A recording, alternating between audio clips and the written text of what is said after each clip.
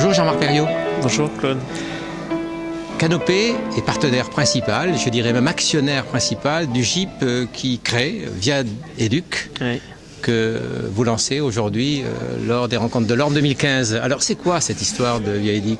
Via Educ, c'est une histoire qui remonte à plus de 2 ans et demi. On a développé dans le cadre de l'AAP numéro 2, c'était des appels à projets numériques et e-éducation. On a développé un projet avec un certain nombre de partenaires et comme le souhaitent les investissements d'avenir, c'est un consortium à la base d'acteurs publics et privés qui se sont réunis autour d'un projet commun de se dire aujourd'hui il manque un certain nombre d'outils pour les enseignants pour permettre de valoriser leur initiative pédagogique et pour nous on a essayé de pouvoir créer à travers ce nouveau service un certain nombre de fonctionnalités au service de l'éducation et au service de la communauté éducative et ce qui sont des services de socialisation, de partage de contenu, d'échange de bonnes pratiques et ainsi de suite pour nous permettre là aussi de valorisation de ressources pour nous permettre d'accompagner les évolutions pédagogiques, d'accompagner les pratiques pédagogiques.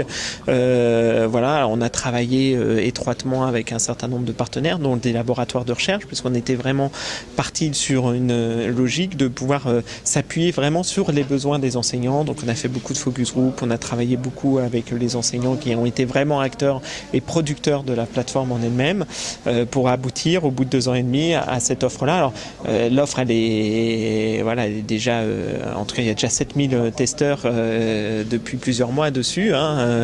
Et aujourd'hui, on la déploie, on l'offre à tout le monde, en tout cas à tous les enseignants qui souhaitent s'inscrire dessus. Et pour nous, c'est un aboutissement, mais c'est aussi une nouvelle histoire. Alors, certains enseignants pourraient dire, mais enfin, de quoi se mêle l'éducation nationale ? Nous avons Facebook, LinkedIn, etc.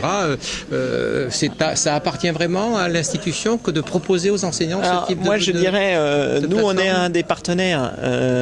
Donc, c'est sûr, on est un opérateur, donc on a une dimension institutionnelle, mais je pense que l'important aussi pour que les enseignants le comprennent bien, c'est qu'aujourd'hui, c'est pas tant une offre institutionnelle qu'on leur propose, c'est un service. Et ce service-là, on l'a souhaité gratuit dans le cadre des investissements d'avenir. Alors, je vous cache pas que après, dans le cadre d'autres développements et entre autres des développements internationaux, dans le cadre du GIP, on sera sûrement amené à développer des modèles économiques qui nous permettront de pouvoir pérenniser cette plateforme et de la rendre équilibrée, en tout cas sur le territoire national. Parce que mais ce qu'il est important aussi de souligner, c'est que certes, nous on est parti d'un constat que les enseignants étaient présents un peu partout.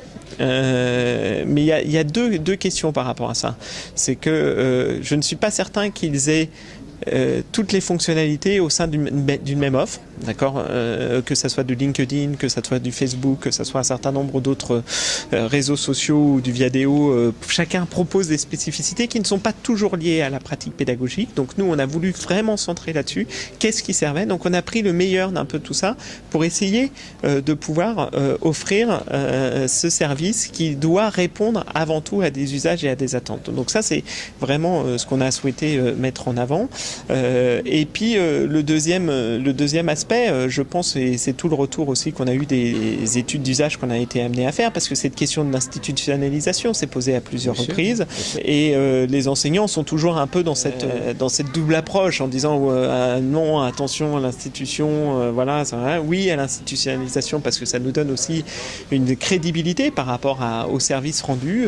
Donc c'est vrai qu'on était un peu au milieu de tout ça, et au final on s'est aperçu que sur le fait que ça puisse être porté dans une logique d'acteurs multiples, mais aussi avec des acteurs publics, et ça venait aussi crédibiliser un peu l'ensemble du service, et du coup ils étaient plutôt réceptifs à tout ça, avec aussi, et ça c'est une dimension très importante autour du projet, c'est qu'on a développé une charte d'utilisation, une charte d'usage très spécifique aussi au monde de l'éducation, pour garantir aussi que tous les contenus appartiennent aux enseignants, ils appartiennent pas aux partenaires, ce qui n'est pas le cas et encore moins à l'institution, ce qui n'est pas le cas quand vous êtes sur un Facebook ou sur d'autres plateformes de réseaux sociaux aujourd'hui.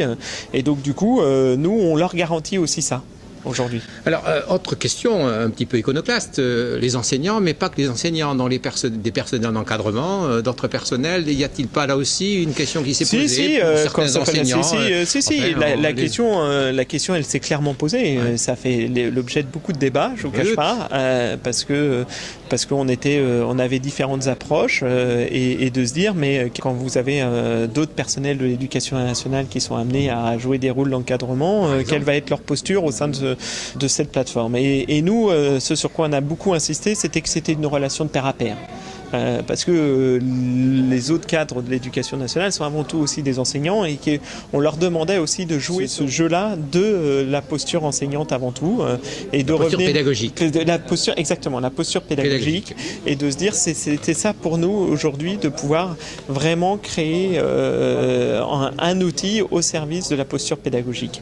Et c'est pour ça que la charte dit qu'il n'y aura pas, on ne peut pas utiliser la plateforme pour pouvoir faire que ça puisse être un outil de management comme on pourrait le sous-entendre ou laisser sous-entendre. Non, on sera très très vigilant sur ces questions-là. Alors un framework français. Oui.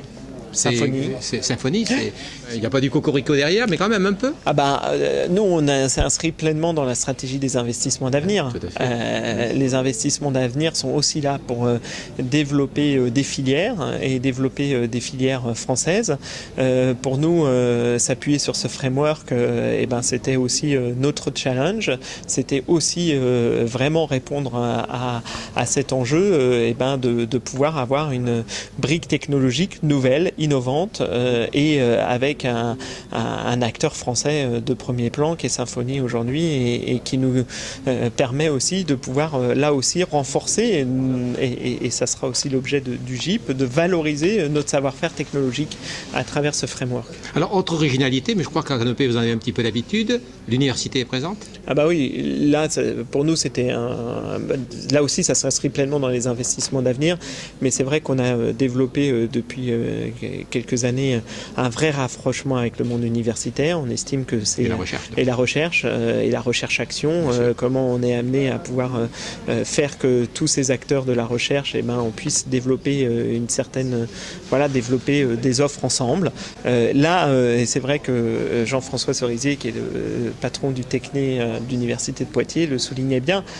C'est quand même une vraie innovation aujourd'hui puisque le Techné va plus loin que l'expérimentation. Il nous accompagne aussi dans le GIP. Et ça, c'est aussi une nouvelle posture pour le monde universitaire. Et pour nous, c'est aussi intéressant d'accompagner ce type de partenariat. Alors Investissement d'avenir, c'est partenariat public-privé. Les éditions Belin sont là. Deux questions. Pourquoi ? Et deuxième question, n'y aura-t-il pas un jour d'autres éditeurs éventuels ? Alors, quand on s'appelle les éditions Belin, on s'est rapproché d'eux et dans la logique de la création du consortium parce qu'ils avaient développé des briques très intéressantes comme le LIB, par exemple. Et ils étaient depuis longtemps, et ils étaient déjà dans une vraie approche autour du principe de granularité, de mise à disposition de ressources et tout ça. Donc pour nous, c'était ça très très très très intéressant pour nous de s'appuyer aussi sur ce type d'éditeur. Alors, il y en a plusieurs qui, bien évidemment, sont aujourd'hui amenés à pouvoir aussi effectuer ce travail-là, mais on a senti chez eux aussi cette volonté de nous accompagner dans le projet, et c'est en ça que, ils ont rejoint aussi le GIP. Ils n'étaient pas spécialement obligés de rejoindre le GIP. Ils ont aussi fait le choix de nous rejoindre au sein du GIP et de rejoindre le GIP. Donc pour nous, c'est là aussi s'appuyer sur des expertises et des expériences.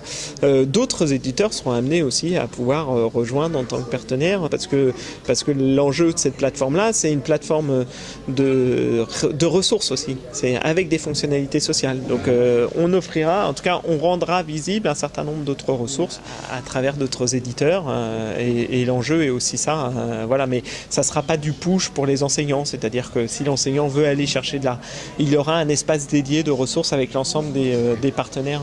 Mais on ne sera pas là non plus dans une logique où on mettra à disposition systématiquement automatiquement ou par des logiques de push des ressources et on obligera l'enseignant à aller sur ces ressources. Alors le réseau d'innovation Respire, créé avec les CARDI, donc par le ministère de l'Éducation nationale, va-t-il rejoindre il a déjà rejoint. Ça fait partie de l'expérimentation. Donc en creux, on voit bien que l'innovation est derrière. Voilà, oui, bien sûr. En fin de compte, mon discours, c'est plus que la question de l'innovation, c'est la question de l'initiative pédagogique. Et donc aujourd'hui, c'est un réseau pour favoriser l'initiative pédagogique, comme le faisait aussi Respire. C'est vrai qu'il nous a semblé important à un moment donné de pouvoir fédérer l'ensemble de ces ressources-là, parce que Respire avait été à l'époque déployé par le Canopé académique de Versailles. Et donc du coup, ça nous a permis aussi de pouvoir fédérer l'ensemble de ces communautés et faire que tout le monde puisse se retrouver au sein du même offre. Alors la cible, c'est bien évidemment les 800 000 enseignants et les personnels d'encadrement, personnels d'éducation et autres, donc c'est pas loin du million. Donc.